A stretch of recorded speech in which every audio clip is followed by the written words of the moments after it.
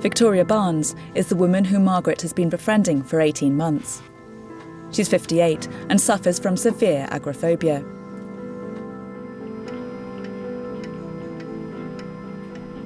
For most of the past 9 years, she has been completely housebound.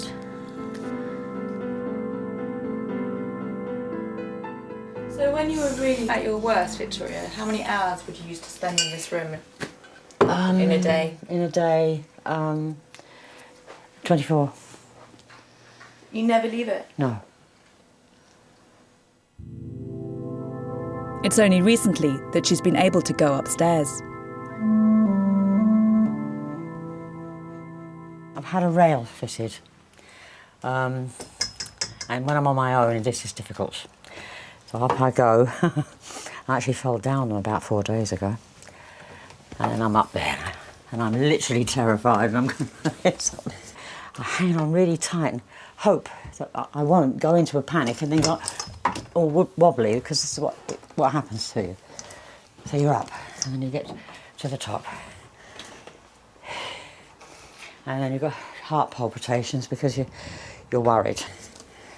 But when you live alone with this kind of illness, it's absolutely dreadful.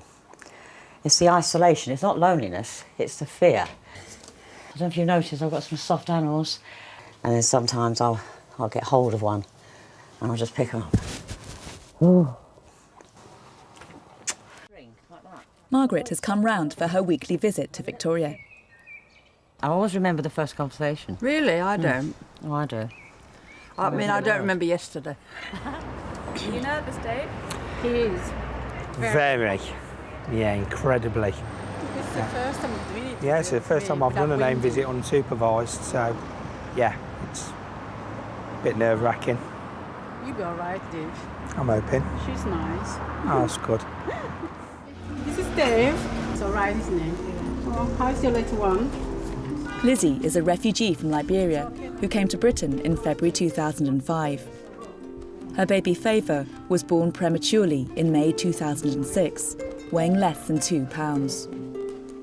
Hélène has visited Lizzie several times before, but for Dave, this is going to be a new and challenging experience. What about your immigration case? Because we need to start, If she doesn't do anything, she's going to be sent back, and she needs the evidence. Both Lizzie's parents were murdered in the Liberian Civil War. Fearing for her own life, she fled the country. 8 months later, she reached Stansted Airport, where she was approached by the authorities. I told them that I was running for my life to be safe. I never travelled before. I don't know anything passport. I never used passport before. I didn't go to school. I was just ordinary local hairdresser in Africa. Lizzie spent 5 months in Holloway prison. She was released in September 2005. When I was in Africa, I don't drink. So every time I used to cry, my friends said, don't cry. When you drink, you cannot feel anything anymore. So I started drinking. Then, after some few months, I was sick.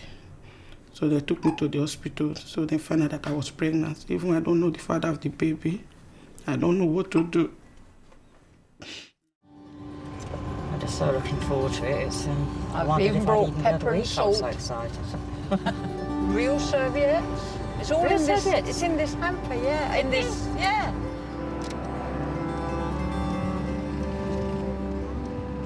Now this is more familiar to me, Margaret. Is that good? So we're nearly there, are we? Ah. Is that it? Reservoir. Here we come.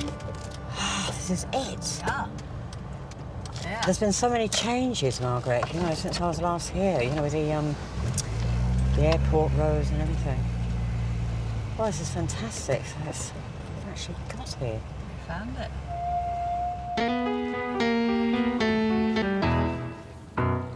There's a little fella there overtaking all the others.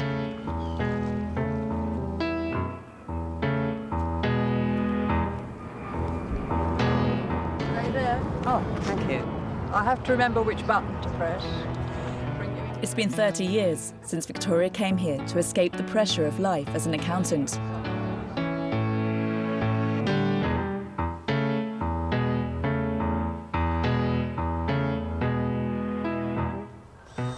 This is good because then I can look at that picture and have another go. What was your background like? Actually, it wasn't. You had some birds in the background there, didn't you?